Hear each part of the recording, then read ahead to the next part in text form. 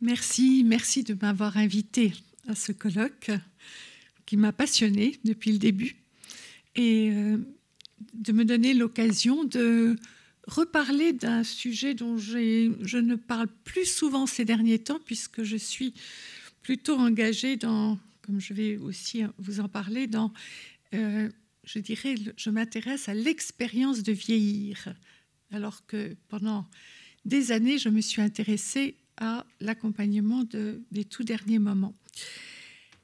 Mais c'est vrai que je m'intéresse à la question du corps et du corps en partance depuis maintenant presque 40 ans.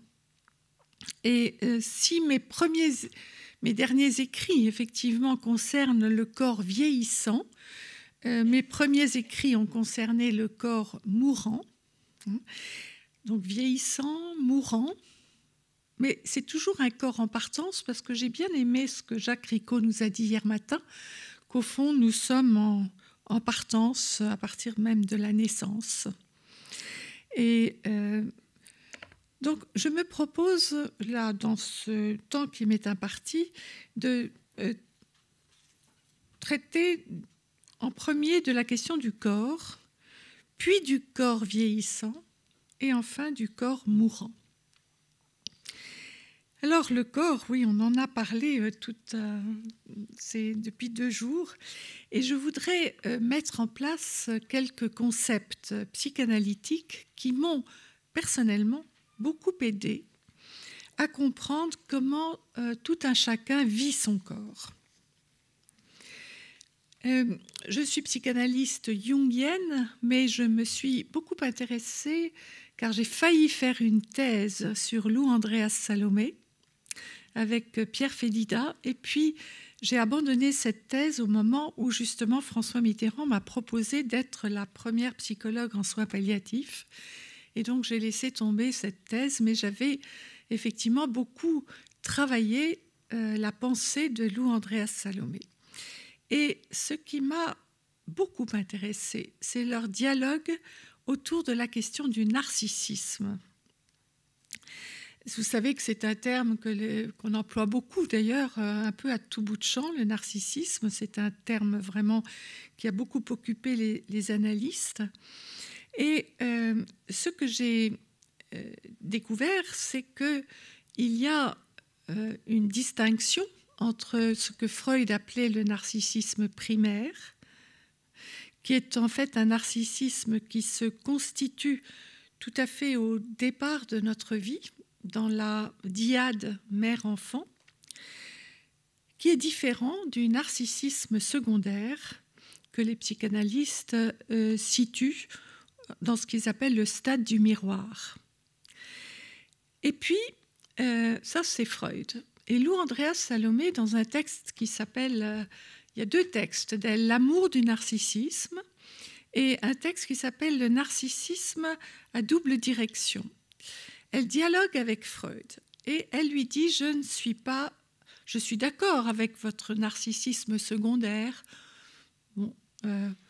celui du stade du miroir, je me vois dans le miroir, je me vois, et c'est le moment où l'enfant réalise ce que je vois dans le miroir, c'est moi. Parce qu'avant, l'enfant ne fait pas la différence entre lui et sa mère. Mais quand il y a une dyade, mais là, ce que je vois, c'est moi. Un corps délimité par une peau, c'est moi. Et Lou Andréas Salomé lui dit, oui, certes, mais le vrai narcissisme, ce qu'elle appelle le vrai narcissisme, qui a presque une dimension cosmique, c'est le sentiment de faire partie du tout. Et elle interprète le mythe de Narcisse, elle a sa propre interprétation du mythe de Narcisse. C'est ce que j'ai trouvé très intéressant. Le mythe de Narcisse, vous le connaissez, Narcisse arrive, il y a un étang, qui est comme un miroir, il se regarde dans le miroir qui lui reflète son image, il se trouve très beau, et puis il tombe dans l'eau. Donc c'est vraiment, il tombe amoureux de son image et il tombe. Ça, c'est le narcissisme secondaire. On peut tomber amoureux de son image, on peut tomber amoureux de l'image que les autres vous renvoient, qu'on voit dans le regard de celui qui vous regarde. Lou Andréas Salomé dit « Je ne vois pas du tout le mythe comme ça ». Narcisse s'est approché du miroir, il a regardé et il s'est vu entouré d'arbres, de la nature tout autour.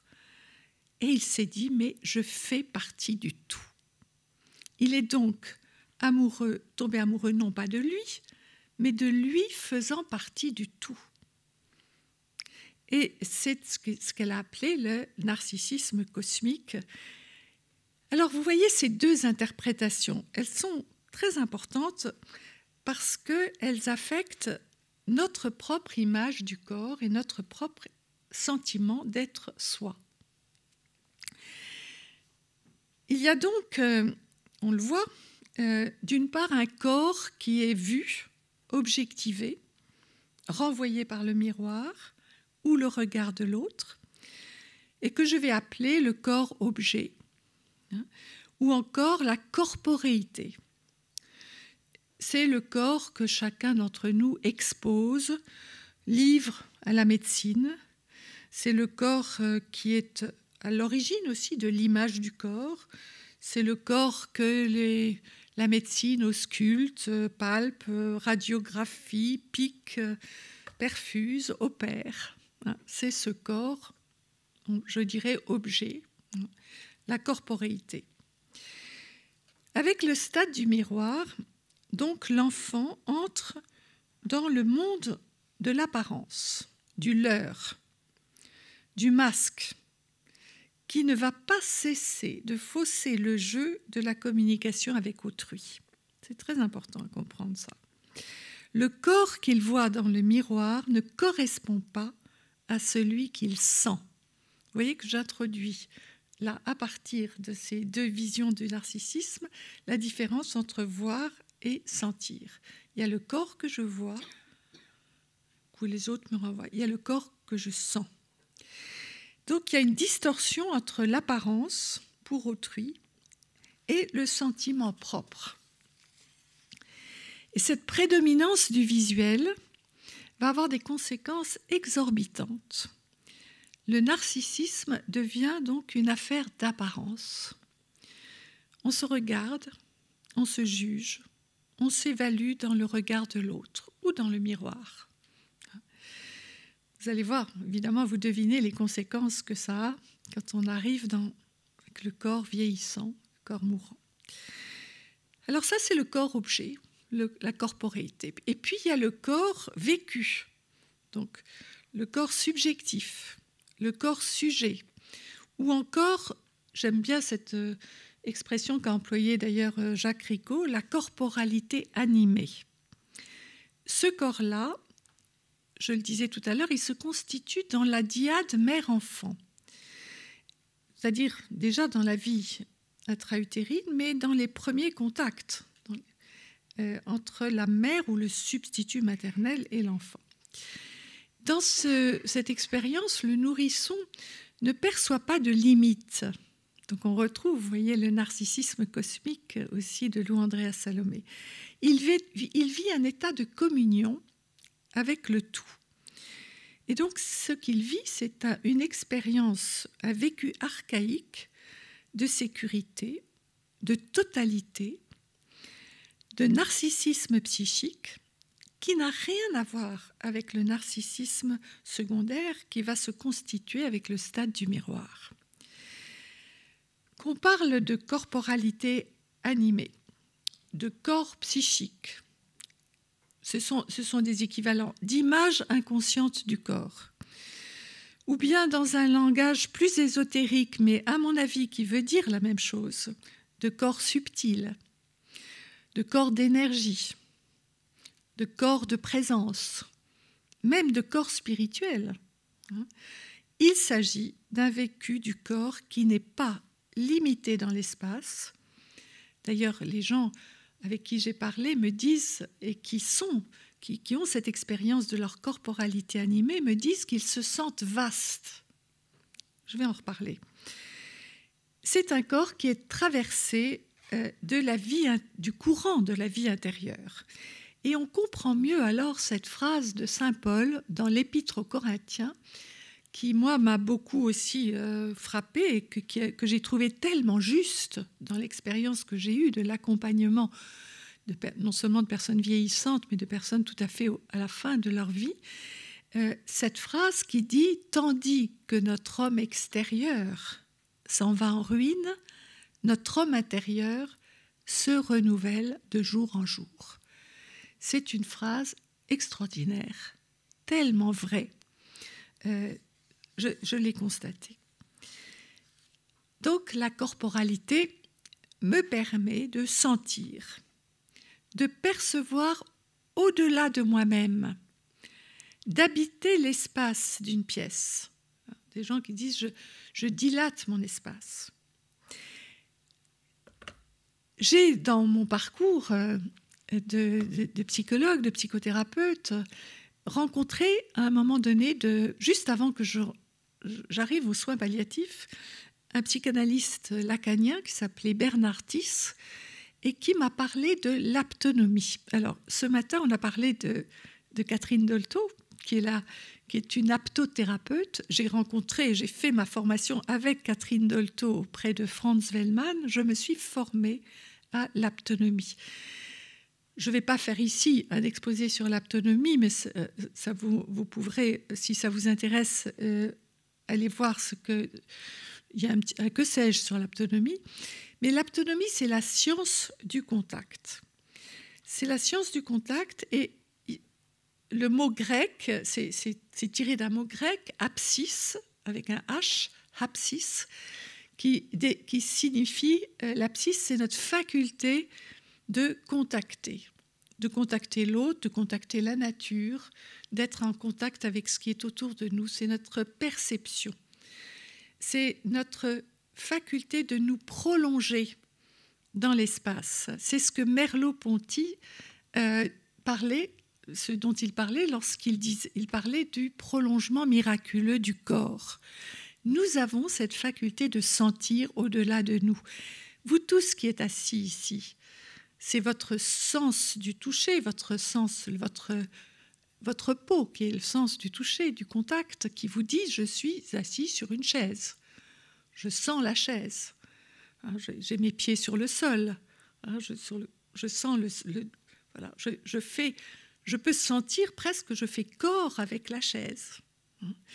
Bon, mais vous pouvez aller plus loin. Vous pouvez sentir, vous ne sentez pas seulement votre chaise, vous sentez l'espace dans lequel vous êtes. Vous me sentez. Vous ne me voyez pas seulement, mais vous pouvez me percevoir. Je suis pourtant à distance de vous. Vous pouvez donc, chacun de nous possède cette apsis qui permet de sentir au-delà de lui. Nous sommes malheureusement dans une société aptophobe, disait Franz Wellmann, qui a peur du contact. Et donc, beaucoup d'entre nous ne sont même pas conscients de leur apsis. Je vais vous donner un exemple. Quand vous conduisez une voiture, vous faites corps avec la voiture, vous vous prolongez dans l'espace de la voiture, et c'est ce qui fait que vous allez pouvoir doubler une voiture ou faire un créneau. Quand vous faites du vélo, vous faites corps avec le vélo, c'est-à-dire votre sens du contact se prolonge dans le vélo, sinon vous tomberiez. Quand vous faites du cheval, vous faites corps avec le cheval, vous vous prolongez dans le cheval. Ce sont des expériences que vous faites, mais vous n'êtes pas conscient qu'en fait, en le faisant, vous activez votre apsis, votre faculté de sentir au-delà de vous. Pourquoi est-ce que je me suis intéressée à cela ? Eh bien, parce que j'allais rentrer justement en soins palliatifs et Bernard Tiss m'a dit « Mais Marie, tu vas quand même pas t'asseoir à 1 mètre du lit des malades et leur parler alors qu'ils plongent dans une agonie, qu'ils sont souvent en position fétale dans leur lit et que tu ne vas quand même pas faire ça. Il faut que tu t'approches, la proximité qu'on a vue dans la dormition, la proximité physique, tactile, affective. Mais les psys, nous n'apprenons pas cela. On nous apprend à être à distance. Donc, je me suis dit, il faut que je me forme. Et c'est comme ça que j'ai fait cette formation à l'aptonomie qui m'a complètement, je dirais, libérée dans mon désir de me rapprocher des patients, de m'asseoir sur le lit, de les toucher, parce que ce que j'ai appris et ce que nous apprend l'aptonomie, c'est que, et je reviendrai tout à l'heure là-dessus, c'est qu'on ne touche pas un corps, objet, mais on rencontre une personne en la touchant, ce qui est très différent. C'est-à-dire qu'on a la notion de la totalité, de la globalité de la personne. Et il ne s'agit pas du tout de, je dirais, de manipuler, de faire quoi que ce soit. On est juste présent, dans une présence ouverte, justement, dans l'accueil de l'autre, mais dans le contact. Alors, voilà ce que je voulais dire par rapport au corps. Le corps vieillissant. Le corps vieillissant s'use, décline, et même si on peut ralentir cette usure, elle est inéluctable. Et elle entraîne peu à peu une atteinte narcissique de l'image de soi. Et nous avons, et pour certains aussi, une perte d'autonomie. Nous avons eu ce matin un très bel exposé sur l'usure du corps, inéluctable, par Jacques Touchon. Mais qu'est-ce qui décline ? Quel est le corps qui décline, qui s'use ? C'est la corporéité. C'est le corps-objet. Ce n'est pas la corporalité. La corporalité ne décline pas. Au contraire. Au contraire. C'est pour ça que la phrase de saint Paul est très intéressante. Tandis que l'homme extérieur s'en va en ruine, l'homme intérieur, on pourrait dire que l'homme intérieur, c'est une façon de parler de la corporalité, se renouvelle de jour en jour. Il n'est pas du tout destiné à s'user. Et c'est ça qui est intéressant dans le processus du vieillissement. On voit bien que ceux qui se sont identifiés à leur corporéité souffrent. Ils vont souffrir d'une blessure narcissique dès que leur corps change, se flétrit, devient plus fragile. On voit bien ces personnes qui, en vieillissant, se disent je suis moche, voilà, j'ai plus les seins que j'avais avant, je grossis, ma peau n'a plus cette élasticité dont vous parliez ce matin. Voilà, je suis. Et les personnes qui vivent cette blessure narcissique sont des personnes qui, évidemment, se replient sur elles-mêmes, n'ont pas envie d'aller vers l'autre, donc aussi se condamnent souvent à ne plus faire de rencontres. Évidemment, si on a l'impression que l'on n'est plus désirable et aimable, eh bien pourquoi aller vers l'autre ?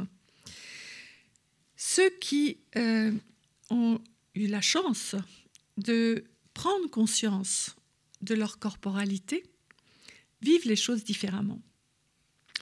Et c'est ce que j'ai baptisé dans mes écrits la révolution narcissique. Alors ce matin, j'ai cité Woody Allen qui dit « Je ne me regarde plus dans la glace parce que c'est devenu désespérant. Je regarde à l'intérieur de moi parce qu'à l'intérieur, je suis jeune. » La corporalité, dans ma corporalité, je me regarde dans le miroir, oui, je suis vieille. Oui, je suis vieille. Ma corporalité peut se sentir très jeune. C'est subjectif. Il y a deux phrases que j'aime bien citer. Celle de Victor Hugo, qui dans les Contemplations écrit « Je ne vieillis pas, au contraire, c'est d'ailleurs à cela que je sens l'approche de la mort, mon corps décline, vous voyez, ma pensée croît. Dans ma vieillesse, il y a une éclosion. » Alors on voit bien dans le mot « éclosion » quelque chose qui est de l'ordre justement de l'homme intérieur qui se renouvelle de jour en jour. C'est intéressant cette définition de la vieillesse de Victor Hugo. Et puis beaucoup plus près de nous, Albert Jacquard, à 86 ans, écrivait « Bien sûr, je saute moins haut, je cours moins vite. » Bon, le déclin du corps. « Tant que je peux fabriquer en moi des émotions nouvelles, on retrouve l'homme intérieur qui se renouvelle, des émotions nouvelles. Tant que je peux m'enrichir au contact des autres ou enrichir les autres, je ne suis pas un être trop vieux. Je suis vieux au sens africain du mot, quelqu'un vers qui on va comme vers une source. Très très belle définition de la vieillesse. On retrouve d'ailleurs là peut-être l'image que dans certains pays où on peut avoir des personnes très âgées comme source.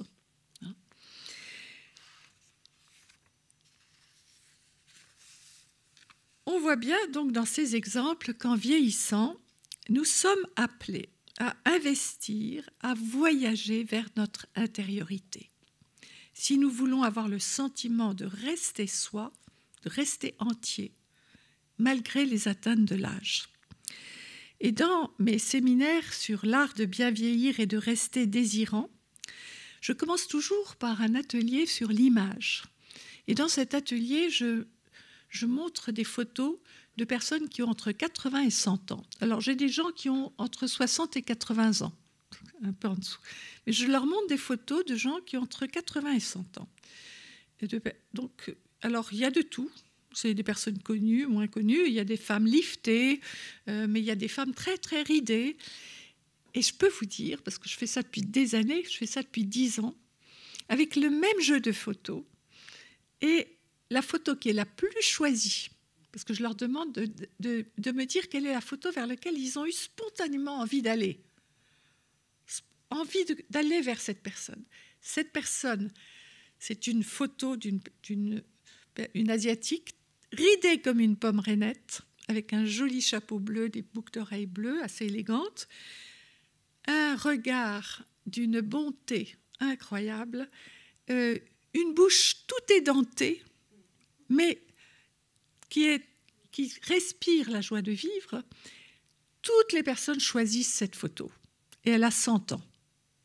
Donc vous voyez que ce qui attire, ce n'est pas la photo d'une personne qui a 80 ans mais qui a fait 3 ou 4 liftings, hein, qui a le visage lisse, il n'y a pas une ride, c'est très bien. Mais voilà, celle qu'on choisit, c'est la très vieille. Et là, ça m'a fait penser à cette publicité de la marque Dove. Vous savez, une marque de cosmétiques qui avait eu le courage dans une de ses publicités, de photographier une mannequin de 96 ans, Irène Sinclair, qui est... Alors, on voit son visage. Elle a été une très, très belle femme. Ça se voit, mais elle est ridée, complètement ridée. Elle a aussi un regard très profond, un joli sourire. Et à côté, c'est marqué « ridée » ou « radieuse ». Ben voilà.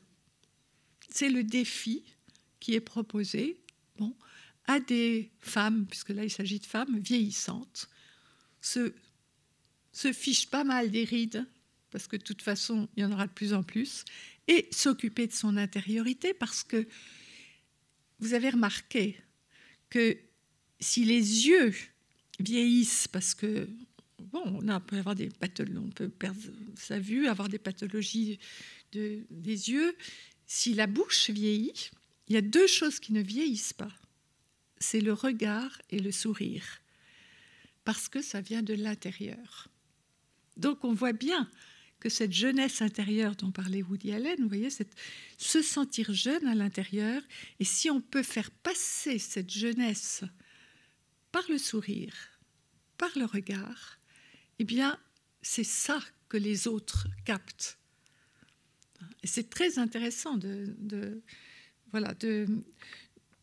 d'observer ça. Et donc, moi, j'invite les gens qui font mes séminaires à réfléchir à cela et à se détacher peut-être d'une espèce d'obsession, je dirais, de correspondre à certaines lois esthétiques qui, évidemment, sont mises à mal avec le vieillissement du corps.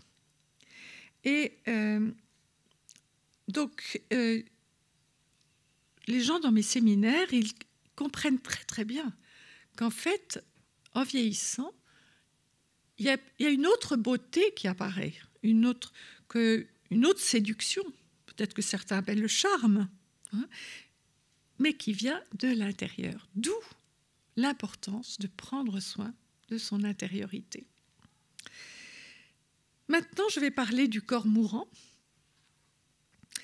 Alors d'abord, il y a 2 paroles de mourant que je voudrais partager avec vous. Une femme, ce sont 2 femmes, qui me dit, peut-être une semaine avant sa mort, « Je me demande comment mon âme va se séparer de mon corps. » Question, comment mon âme va se séparer de mon corps? Et puis cette autre femme je dirais un petit mot de cela, qui se laissait mourir de ce que j'ai appelé dans un de mes livres, Nous voulons tous mourir dans la dignité, l'anorexie finale. Cette femme me dit, c'est curieux, mon corps me lâche par petits bouts. Et pourtant, je me sens bien. Je me sens entière. Je me sens vivante. Comme si j'avais un autre corps, léger, vaste, et qui est en même temps, dit-elle, tout amour. Voilà, ça c'est son témoignage. Cette femme est une femme qui a décidé de se laisser mourir par anorexie finale.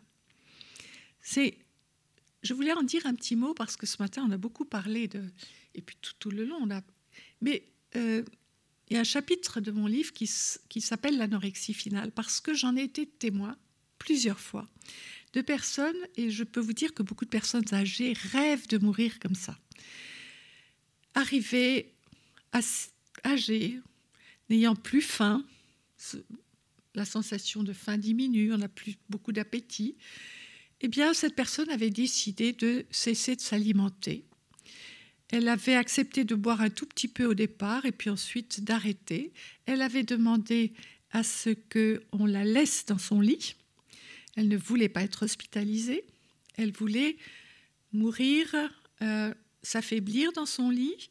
Elle voulait se mettre à un moment donné, glisser dans la mort. Et elle voulait qu'on vienne la voir, qu'on lui parle, qu'on la touche, que les enfants viennent. Elle voulait que la vie soit autour d'elle. Mais elle rêvait de ce glissement que les psychiatres appellent le syndrome du glissement, mais qui n'avait aucune connotation triste, aucun désespoir. Elle savait ce qu'elle voulait. Elle voulait partir comme ça. Et elle avait dit, faut-il que je meure avec des perfusions partout Et c'est un choix qu'elle a fait. Alors on pourrait dire que c'est une forme de suicide, sans doute, parce qu'elle l'a décidé. Mais je peux vous dire que c'est une forme douce qui ne fait souffrir personne, parce qu'elle a eu le temps de dire au revoir, de recevoir des visites, parce qu'elle n'a demandé rien à personne, elle n'a impliqué aucun tiers dans un geste dont on disait ce matin que c'est compliqué aussi, de donner délibérément la mort. Et donc, peu de gens savent que cette manière de mourir existe, que beaucoup de personnes âgées rêvent de mourir comme ça, et que c'est une mort sans souffrance. J'ai été suffisamment témoin pour vous dire qu'on ne souffre pas. C'est une erreur de croire qu'on souffre de faim parce que les gens n'ont plus faim. Rien ne les empêche de prendre un petit truc. Mais comme le corps n'est plus nourri, eh bien, il s'affaiblit. Et puis, les personnes n'ont plus soif non plus.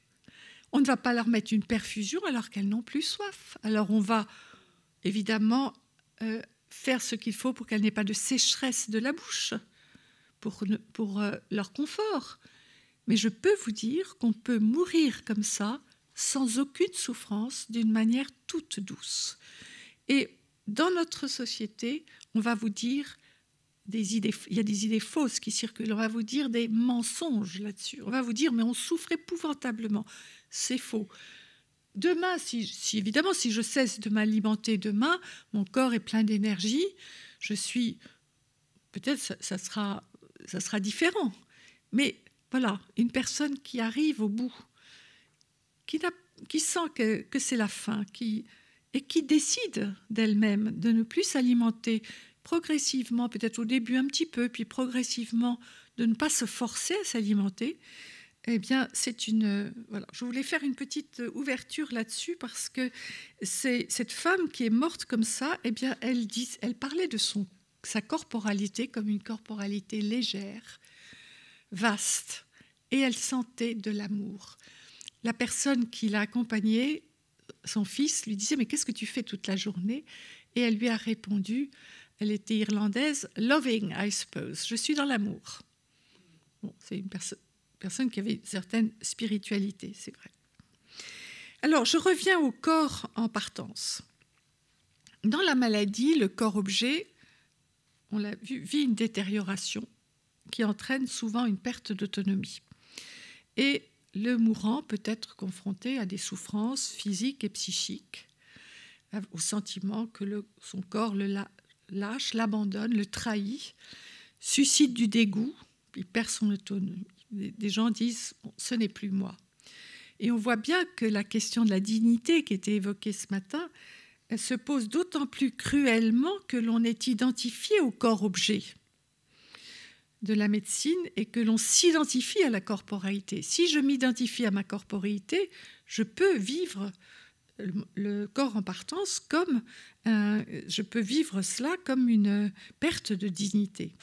Moi, je suis d'accord avec Jacques Ricot, la dignité est intrinsèque à l'humain, mais on peut avoir un sentiment de perte de dignité. C'est différent. La dignité, objectivement, elle est intangible. La personne peut avoir un sentiment de perte de dignité et elle l'a si elle s'est identifiée à sa corporéité. Mais la question de la dignité se pose très différemment si on a réussi à investir sa corporalité animée et si on a compris aussi que l'autonomie, c'est pas seulement une autonomie physique, c'est une autonomie psychique. J'ai beaucoup accompagné de maladies de Charcot quand j'étais en soins palliatifs. Cette maladie dont on a évoqué, celle d'Anne Berthe, mais moi j'ai accompagné des personnes qui ont bien vécu, je dirais, cette paralysie progressive, justement parce qu'elles avaient une autonomie intérieure. Je me souviens que dans le service, nous ne faisions rien sans demander à la personne si elle était d'accord. Donc, comment est-ce qu'elle nous disait oui ou non? On avait établi un code. Vous savez, ces personnes perdent toute je dirais, leurs muscles, mais peuvent encore cligner de l'œil ou faire un signe. Donc, voilà. Nous avions toujours une réponse à nos questions et donc nous respections complètement l'autonomie psychique intérieure de ces personnes. J'ai beaucoup appris aussi en lisant un livre qui s'appelle aussi La dernière leçon, mais qui n'est pas celle de Noël Châtelet. C'est un titre que j'avais donné à un livre que j'ai traduit de l'américain, qui est un livre de Mitch Albom, un journaliste américain, c'est un journaliste sportif, qui raconte l'accompagnement de son vieux prof d'université atteint de la maladie de Charcot. Et ce livre que j'ai traduit, parce que mon premier métier était d'être traductrice, est préfacé, a pour titre La dernière leçon et est paru en poche, mais je crois qu'on ne le trouve pas actuellement. Il y a un passage de ce livre qui est très intéressant, parce que cet homme, qui est un intellectuel, universitaire, redoute plus que tout le moment où il va perdre complètement son autonomie. L'idée de ne plus pouvoir aller lui-même aux toilettes, de devoir confier son corps aux mains des autres est insupportable pour lui. Et pourtant, ce moment arrive. Et son accompagnateur lui dit « Mais je ne comprends pas, tu m'avais dit que tu ne supporterais jamais, et puis je te vois, maintenant tu es arrivé à ce stade, et tu as l'air de vivre les choses bien. » Et le vieux professeur lui répond « Eh oui, parce que j'ai retrouvé le chemin de ce que nous avons tous vécu au début de notre vie, parce que tous ici, tant que nous sommes, nous avons été complètement dépendants.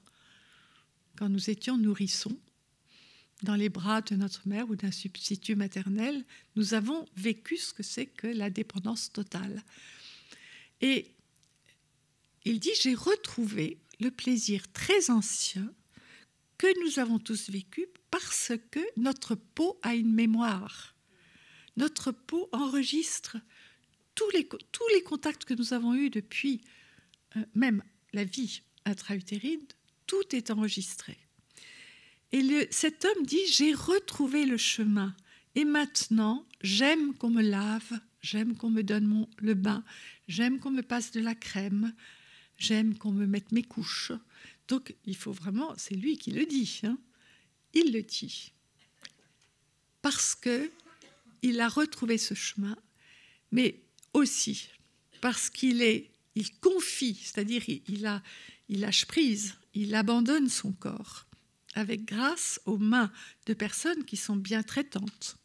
Il est sûr que la limite de ce que je viens de dire, c'est que si on est dans des mains maltraitantes, on ne peut pas faire ce chemin. D'où l'importance, évidemment, de la bientraitance.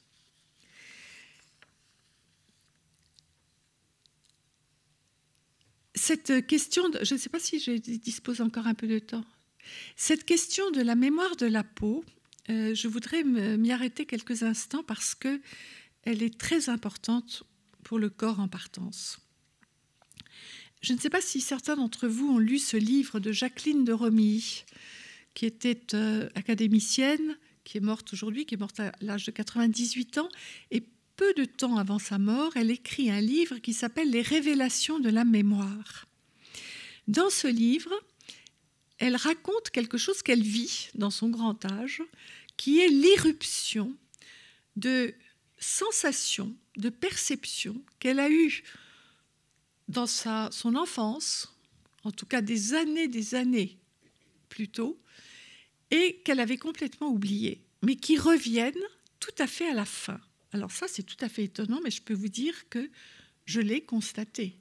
Je me souviens de cet homme qui me dit, vous savez, c'est incroyable, ce matin, je me suis réveillée avec un souvenir que j'avais complètement oublié d'une caresse sur la joue que m'avait fait une amie quand j'avais 16 ans. Il avait complètement oublié et hop, ça revient. C'est-à-dire, voilà, mémoire de la peau. Eh bien, Jacqueline de Romilly raconte des tas de petits surgissements comme ça qui mettent toujours en jeu quoi ?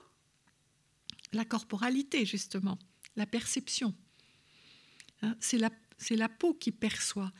Elle raconte, par exemple, que quand elle avait 10 ans, avec sa mère, qui voyageait avec un couple d'amis, ils faisaient une sorte de pèlerinage des églises romanes.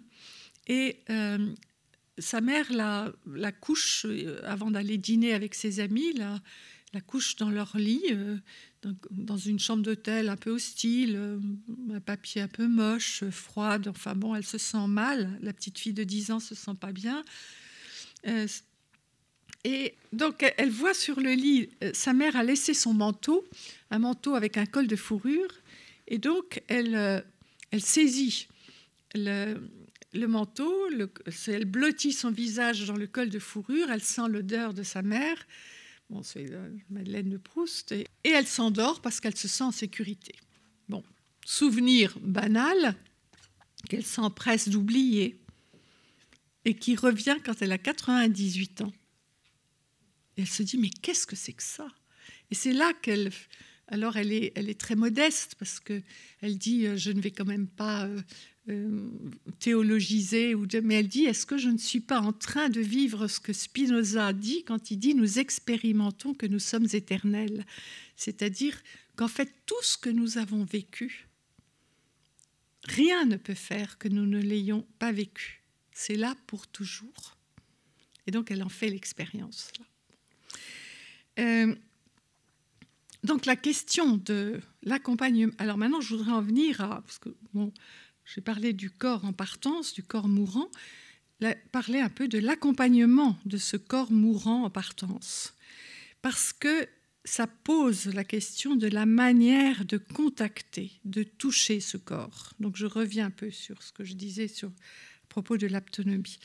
Si nous avons bien compris que si la corporéité, le corps physique, souffrant, douloureux, sur lequel d'ailleurs on s'acharne peut-être encore, si ce corps prend tout l'espace dans les derniers moments de la vie, et c'est parfois le cas, quand on est mal soulagé, quand il y a des douleurs, la douleur prend tout l'espace, nous le savons.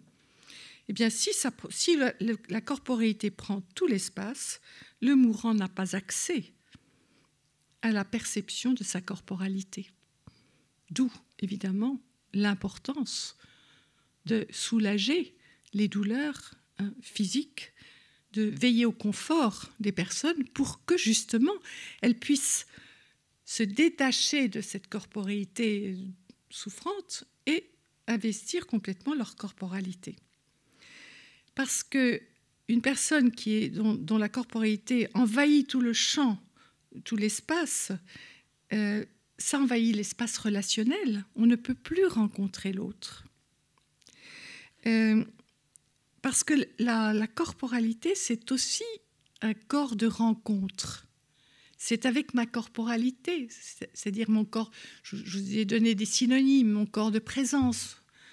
Certains diront le corps d'énergie, mais c'est avec ce corps-là que je rencontre l'autre. Il y a une rencontre dans les présences. C'est pour ça que la présence est si importante. Il n'y a rien à faire dans l'accompagnement, rien. Juste être présent. Mais beaucoup de gens ne savent pas être présents. Parce que justement, il n'y a rien à faire. On est tellement dans le faire quelque chose. Être là, si en plus on peut être là, en assumant le fait d'être impuissant, ce qui n'est pas simple, c'est un cadeau énorme pour l'autre. La présence qui assume son impuissance.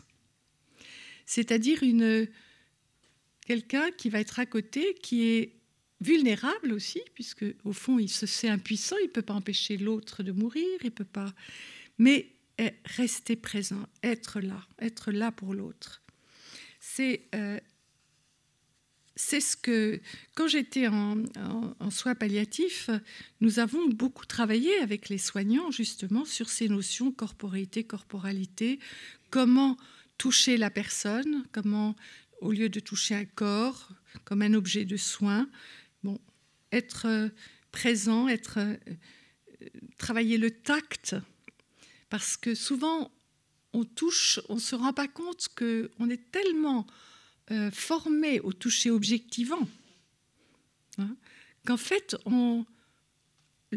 la façon de contacter l'autre est une agression pour l'autre. Et ça s'apprend de toucher avec présence. Justement, le tact, en touchant la personne, en ayant conscience de la globalité de la personne, ça s'apprend. Ça, j'ai suffisamment travaillé avec les soignants pour savoir que c'est quelque chose qui s'apprend, qui est une question d'attention. Et donc c'est extrêmement important. Je voudrais, à ce point où j'en suis, vous donner aussi cette définition que je crois que j'avais commencé un de mes rapports ministériels avec cette définition de Joseph Kessel dans Les Cavaliers, qui dit « Quelqu'un existait qui pouvait s'occuper de son corps et de sa misère sans qu'il éprouvât, à force de honte pour lui-même ou de haine pour le témoin, le désir de tuer ou de mourir. » Très forte définition, très forte phrase de Kessel qui montre bien que quand on s'occupe du corps, de la corporalité de quelqu'un, avec tact, avec présence, avec attention, avec respect, eh bien, on évite deux choses. La honte qu'il peut avoir pour lui-même et qui peut justement lui donner l'envie de mourir, ou la haine pour le témoin bien portant, le soignant bien portant, en forme. Combien de patients peuvent éprouver, ils n'en sont pas toujours conscients, mais une forme de haine pour le témoin et d'agressivité. Pourquoi est-ce que certains soignants disent telle personne n'accepte pas que je vienne l'aider, ça me repousse, et il y a beaucoup de violence et de haine. Hein, c'est un... Bon, ça, c'est extrêmement important, et nous avons travaillé d'ailleurs par rapport à ces personnes qui sont très repliées sur elles-mêmes, qui sont dans le sentiment de honte, de perte de dignité, de colère contre l'autre, d'agressivité, d'apprendre, avant de les contacter, à être tout simplement là, autour d'elles. C'est-à-dire ouvrir son espace, hein, ouvrir ce que j'appelle ouvrir sa tente, accueillir l'autre, avant même de le contacter. Parce que la personne, elle va le sentir, elle va le percevoir. Et ça, nous en avons fait tellement, tellement l'expérience. Alors, je voudrais aussi citer, je me souviens que Françoise Dolto, elle faisait la différence, vous voyez, entre ce qu'elle appelait le substantiel et le subtil. C'est important parce qu'on croit en fait qu'on s'est occupé de quelqu'un parce qu'on a tout fait pour qu'il soit propre, pour qu'il soit bien au chaud dans son lit et pour qu'il ait la nourriture qui lui convient. Voilà, c'est ce qu'on appelle le substantiel. Le subtil, eh bien, c'est tout ce qui va être autour de l'échange de soins, de nourriture. Et c'est la présence. Et c'est ce qui assure justement la valeur psychique de la communication. C'est le substantiel, c'est la matière de l'échange. Le subtil, c'est le relationnel, la tendresse qui l'entoure. Et je crois qu'on ne mesure pas assez le besoin de contact tendre qui peut aider à mourir. Et c'est la raison pour laquelle, personnellement, j'ai toujours plaidé pour que les soignants osent un contact tendre et respectueux avec leurs patients vulnérables, ce qui n'est pas toujours simple. Surtout parce qu'on a une image assez... On dit qu'il ne faut surtout pas s'impliquer affectivement. Bon, on peut offrir une présence affectueuse, comme vous l'avez dit, sans se perdre dans ce contact. Ça s'apprend aussi. Et ce que je voudrais dire, c'est que pour mourir, lorsque le corps en partance, j'aime bien cette expression qu'avait François Mitterrand dans sa préface à la mort intime, il parle du corps au bord de l'infini. Ce corps en partance, au bord de l'infini, quelquefois, on ne comprend pas, il reste indéfiniment en vie.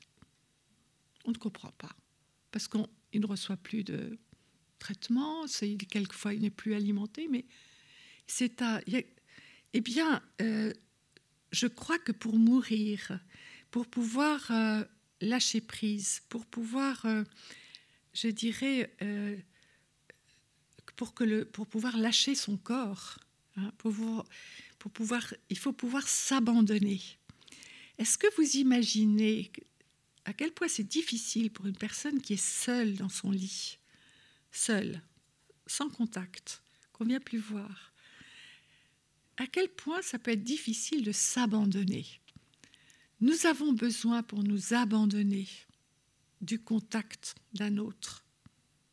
Nous avons besoin et c'est pour ça que c'est si intéressant ce que nous venons de voir avec la dormition, parce qu'on voit bien que le contact est là, le contact d'une main, le contact, même à un moment donné, on voit le Christ qui vient derrière le mourant. Eh bien, je vais vous raconter une scène non seulement que j'ai observée, mais dont je suis à l'origine de cette scène par la permission que j'ai donnée à la sœur d'une mourante. C'était à domicile, c'était pas à l'hôpital. Il y avait deux jumelles. Il y en avait une qui était en train de mourir et qui était assez douloureuse. Elle n'était pas confortable et elle était vraiment tout à fait au bout. Et toute la famille était là autour. Tout le monde était là, regardait. C'était assez lourd comme atmosphère, assez pénible. Et je suis venue, j'ai fait une visite à cette famille à ce moment-là, et il y avait sa sœur jumelle. Et j'ai dit à cette sœur, mais pourquoi tu ne montes pas sur le lit ? monte dans le lit, prends ta sœur contre toi. C'est quand même des jumelles. Elles ont été corps contre corps dans l'utérus. Prends-la contre toi. C'est tout. Sois dans ce corps à corps avec elle. Elle a fait ça, j'étais là, je l'ai vue, elle est montée, derrière, effectivement dans le dos de sa sœur, comme ça. La sœur était là, elles étaient allongées l'une contre l'autre. Elle a pris sa sœur comme ça contre elle et je lui ai dit, c'est tout, reste là tranquille. Voilà, tu ne peux pas lui faire plus de bien qu'en étant comme ça. Eh bien, sa sœur est morte à ce moment-là. Et ça n'a pas du tout été... Ça a été la sœur jumelle, vous ne pouvez pas savoir le bonheur qu'elle a eu d'avoir pu permettre à sa sœur de partir, alors qu'elle était agitée avant. Elle était d'une agitation, elle bougeait sans arrêt, personne ne savait comment calmer ça. Et là, elle s'était complètement calmée dans le contact. Et elle a choisi ce moment pour partir parce que justement, je crois que le contact aide. Et combien de fois j'ai vu des soignants qui, à l'occasion des bains, des soins, prenaient dans leurs bras un mourant et que le mourant mourait à ce moment-là. Parce qu'il était prêt, il y avait juste besoin de ce contact qui fait que le corps s'abandonne et qu'enfin on peut mourir. Je crois que je vais m'arrêter sur cette histoire. Voilà.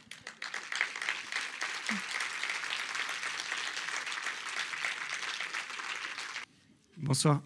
Je voulais vous remercier pour ce témoignage, enfin ces récits. Je suis passé hier un peu en coup de vent par hasard sur l'esplanade. Je me suis arrêté. J'ai assisté 1 heure à la présentation de Monsieur Ollier, je crois. Et déjà, il a dit une chose hier que j'ai beaucoup aimé, c'est la qualité de présence et d'écoute qu'il y avait dans cette salle. Et effectivement, je trouve ça assez impressionnant. Juste pour vous faire part de quelques vécus, donc en fait, je suis médecin, urgentiste. Et avant de changer un peu, j'ai fait 6 mois en SSR gériatrique. Il y a des choses qui m'ont énormément appris, parce qu'en médecine d'urgence, on n'a pas ou très peu le temps... on va dire, même si on le prend, mais c'est un temps différent. Et en SSR gériatrique, clairement, j'ai vu des soignants, et notamment des aides-soignantes, être très proches des corps. Et je me suis dit une fois,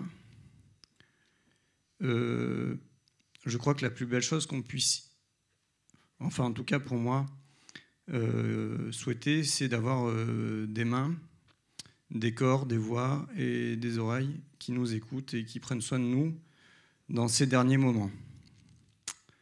Alors bien sûr, la question de la mort, elle est omniprésente dans la vie, dans le soin. Moi, il y a quelque chose qui m'a énormément ressourcé depuis quelques années, c'est la méditation et le yoga. Enfin, pour moi, la méditation, c'est indissociable du yoga. Je ne sais pas si vous avez eu l'occasion individuellement de parcourir ça, mais c'est extrêmement intéressant. Et juste pour vous donner un petit témoignage et puis vous laisser cheminer dans tout ça, dans le parcours de la vie, moi j'ai accompagné ma grand-mère il y a quelques mois. Et clairement, c'était la fin de la vie. Il n'y avait plus de nourriture. Il y avait une sédation que, quelque part, je ne sais pas si c'était absolument nécessaire, mais en tout cas, j'ai pris du temps avec elle, juste pour être à côté d'elle, de l'accompagner, dans la respiration et dans le toucher aussi. Et je vous assure que c'était un moment assez super. Voilà. Merci. Merci de ce témoignage. Merci. Ça ne marche pas. Merci pour l'émotion que vous montrez de la part d'un médecin. Je trouve que c'est un cadeau. Merci. Je voulais vous dire que justement, il faut savoir que moi, j'ai souvent entendu des patients me dire, vous savez, ils perçoivent quelquefois l'émotion d'un médecin et disent « ils nous font un cadeau énorme ». Ce qui m'a fait le plus de bien, je me souviens, une femme me disait ça, à qui un médecin était venu annoncer la mort de son enfant. Elle me dit « il ne sait pas, mais ce qui m'a fait le plus de bien, c'est que j'ai vu une larme dans ses yeux quand il me l'a annoncé. Et c'est ça qui m'a fait du bien. » Donc, voilà, oser montrer une émotion qui affleure, parce que c'est un signe de notre humanité. Donc, vous avez parlé de méditation aussi. C'est une chose aussi que... je n'ai pas eu le temps de traiter parce qu'effectivement, on ne peut pas... mais j'ai pensé à ça en voyant les images de la dormition tout à l'heure. Parce qu'on voit à un moment donné le Christ avec Marie, petite fille, l'âme de Marie dans ses... Et il y a beaucoup de personnes toutes ces personnes avec qui j'ai parlé, qui, dans l'accompagnement naturel d'un proche, bien sûr, prient, méditent, mais visualisent aussi.